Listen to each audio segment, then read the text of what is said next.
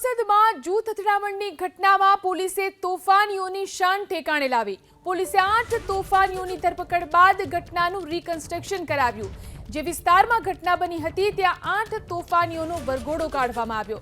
જ્યાં આતંક મચાવ્યો હતો ત્યાં જ પોલીસે તેમનો વરઘોડો કાઢ્યો.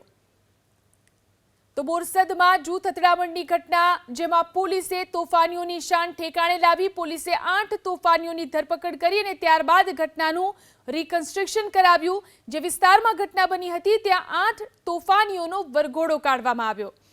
જ્યાં આતંક મચાવ્યો હતો ત્યાં જ પોલીસે આ 8 તોફાનીઓનો વરઘોડો કાઢ્યો. તો બોરસદમાં જૂથ અથડામણની ઘટના બની હતી, જેમાં પોલીસે તોફાનીઓની શાન ઠેકાણે લાવી છે. આ તોફાનીઓનો વરઘોડો કાઢવામાં આવ્યો. વધુ જાણકારી મેળવી અમારા સંવાદદાતા જલ્પેશ ફોન લાઈનથી જોડાયા છે. જી જલ્પેશ, બોરસદમાં જૂથ અથડામણની ઘટનામાં શું કાર્યવાહી?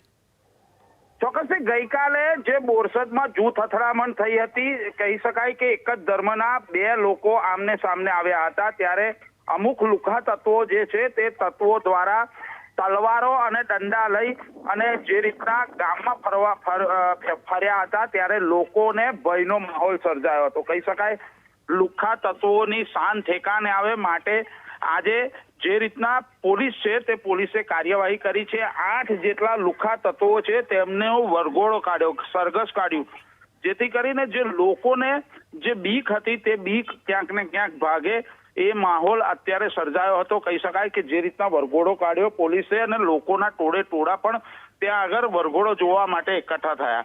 કહી શકાય 8 લોકો સામે ગઈકાલે જે રીતના ફરિયાદ કરવામાં આવી હતી, ત્યારે પોલીસે તાત્કાલિક ધોરણે 8 લોકોને રાઉન્ડ અપ કર્યા હતા અને જે મુખ્ય આરોપીઓ છે તેમને સાથે રાખી આજે રિકન્સ્ટ્રક્શનના બહાને જે રીતના વરઘોડો કાઢવામાં આવ્યો, ત્યારે લોકો જે છે તે ભયના માહોલ વચ્ચે જીવી રહ્યા હતા. ત્યારે વરઘોડો કાઢીને પોલીસની સહાયનીય કામગીરીને વખાણ કરવામાં આવ્યા છે.